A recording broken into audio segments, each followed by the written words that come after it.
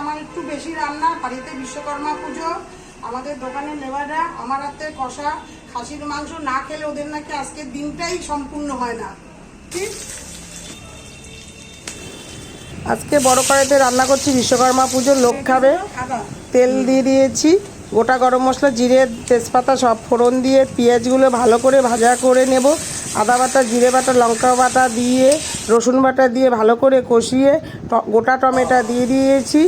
এবার পুরো মাংসটা আমি ঢেলে দেব, ভালো করে নাড়াচাড়া করে একটু ঢেকে দেব, আবার ঢাকনা খুলে নুন দিয়ে আবার ভালো করে কষিয়ে এবার আমি আলু দিয়ে ভালো করে আবার কষাবো।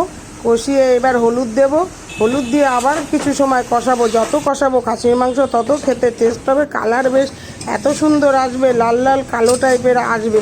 তারপরে কষানো হয়ে গেছে, আমি এবার একটু জল দিয়ে ফুটিয়ে দেবো। আমার মাংস রান্না রেডি। এরকম হয়েছে।